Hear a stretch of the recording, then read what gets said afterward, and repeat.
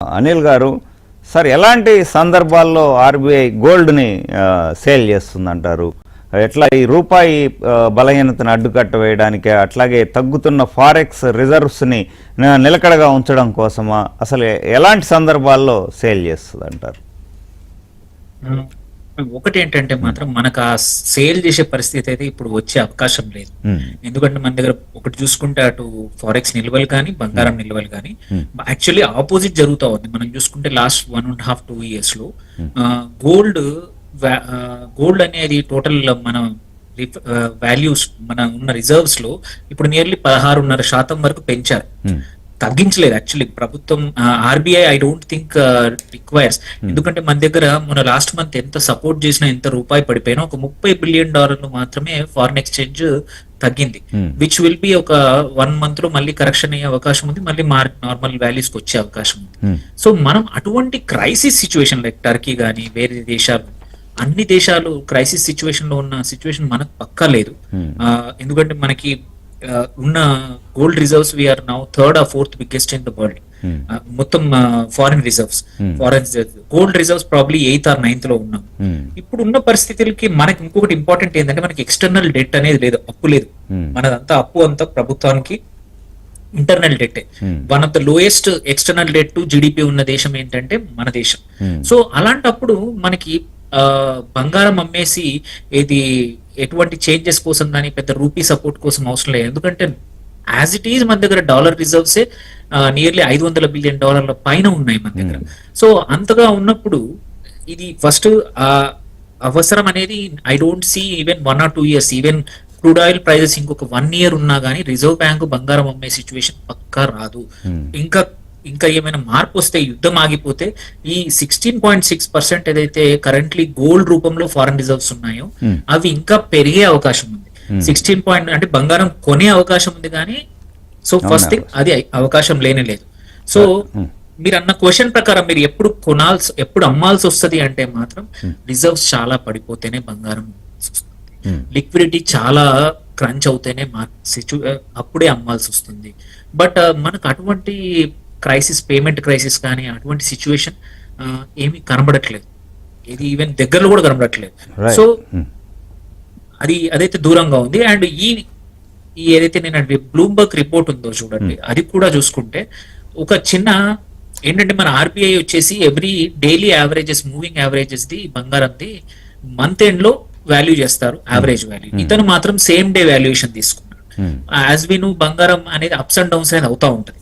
So 1 month average కి and daily average కి difference అతను అజ్యూమ్ చేశాడు ఏంటంటే, అండ్ ఈ పర్సన్ ఎవరైతే ఉన్నారో అభిషేక్ గుప్తా అని బ్లూంబర్గ్ నుంచి, అతను ఇంతకు ముందు కూడా ఇట్లాంటి తొందరపాటు చర్యలు చేశాడు. అండ్ ఇదేంటంటే గ్లోబల్ మీడియా కూడా చూసుకుంటే ఇండియాకి ఒక రకమైన స్టాండర్డ్స్, అటు యూరోపియన్ దేశాలు, అమెరికా దేశాలకు మాత్రం ఇంకో రకమైన స్టాండర్డ్స్. అక్కడైతే ఏదైనా పబ్లిష్ చేసే ముందు 1-2 సార్లు ఆ ప్రభుత్వాలకు కానీ ఆ రిజర్వ్ బ్యాంకులు వాళ్ళతో కనుక్కొని నిజమైన అని కనుక్కోదని చేస్తారు. బట్ మన దగ్గర మాత్రం మోస్ట్ ఆఫ్ ద టైం ఇది ఎస్పెషల్లీ ఈ బ్లూంబర్గ్ వచ్చేసి ఈ సంవత్సరం ఇది 3వ 4వ ఆర్టికల్ ప్రభుత్వానికి సంబంధించింది పబ్లిష్ చేస్తారు, నిజం కాదని చెప్పగానే రిట్రాక్షన్ చేయడము. సో దిస్ ఈజ్ ఒక అలవాట్లాగా అయిపోయింది. ఐ థింక్ ఈసారి గట్టిగా ఆర్బీఐ వచ్చేసి మన పిఐబి ఫ్యాక్ట్ చెక్ తో గట్టిగా చెప్పడం అనేది ఒక ప్రాబబ్లీ ఒక లెసన్ లాగా నెక్స్ట్ టైం ఇటువంటి గ్లోబల్ మీడియా ఆర్గనైజేషన్స్ ఏవైతే ఉన్నాయో, రాయిటర్స్ కానీ, ఎఫ్టీ కానీ, బ్లూంబర్గ్ ఇవన్నీ కూడా చేస్తాయి ఇట్లాంటి గ్లోబల్ గా మాత్రం స్టాండర్డ్స్ ఫాలో చేస్తాయి. ఇండియా విషయానికి వచ్చే వరకు మాత్రం ఎప్పుడు కూడా గ్యాప్స్ ఉంటాయి. సో ఇదొక లెసన్ అయింటే మంచిది. రైట్. అండ్ సత్యనారాయణ గారు, ఇప్పుడు ఈ వివాదం నేపథ్యంలో ఫారెక్స్ రిజర్వ్స్ కావచ్చు, బంగారం నిల్వల విషయంలో మరింత ట్రాన్స్పరెన్సీ అవసరం అంటారా? అవును, అవసరమే. ఎలా అనేది చూద్దాం. ఉదాహరణకి ఏదైతే ఇప్పుడు దేశ ఆర్థిక వ్యవస్థకు ఏదైతే ఈ విదేశీ అంటే ఇలాంటి నివేదికల గురించే కదా ఇప్పుడు మనం అంటే ఏంటిది, అసలు సగం నిజం ఉందా లేదా, సగం విశ్లేషణ ఉందా లేదా, ఈ విదేశీ రేటింగ్ సంస్థలు ఏవైతే ఉన్నాయో అవి మనం వార్తాపత్రికలు ఏవైతే ఉన్నాయో అవి మనం అలాని కొట్టేయలేము, అట్లని నమ్మటం కూడా జరగదు.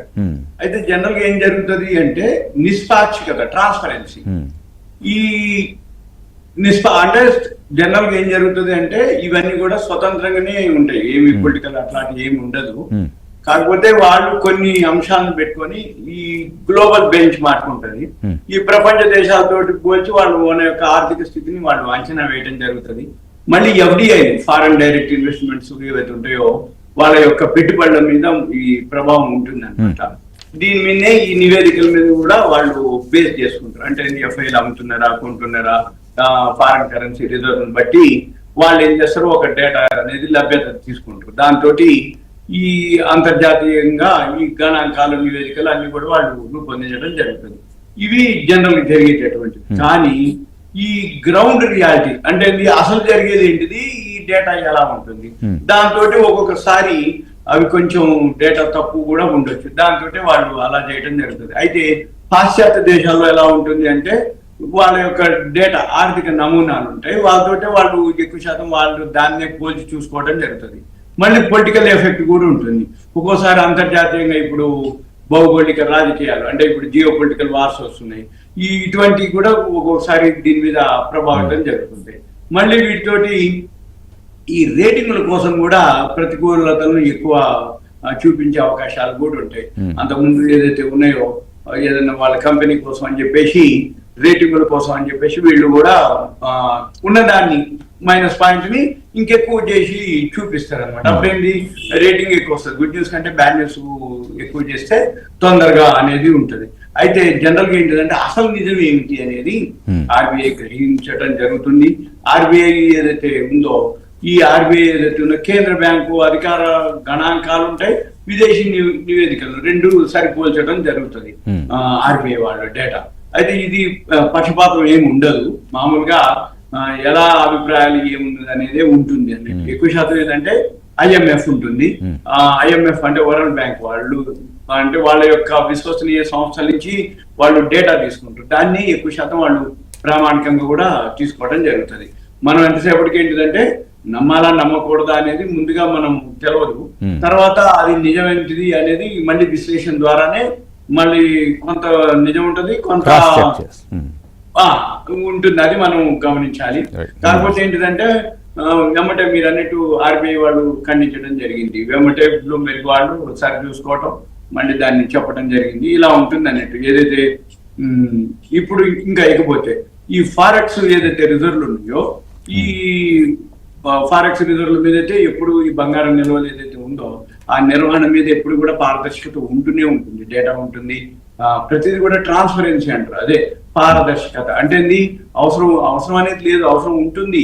వాళ్ళు అనౌన్స్ చేయాల్సిన బాధ్యత వాళ్ళకు ఉంటుంది, అనౌన్స్ కూడా జరుగుతూ ఉంటాయి. కాకపోతే అవి ఎక్కడెక్కడ ఉంటాయో అవన్నీ కొంచెం అబ్జర్వ్ చేసి తీసుకోవాల్సిన ఉంటుంది. ఫారెక్స్ రిజర్వ్లు మనకు బాగానే ఉన్నాయి.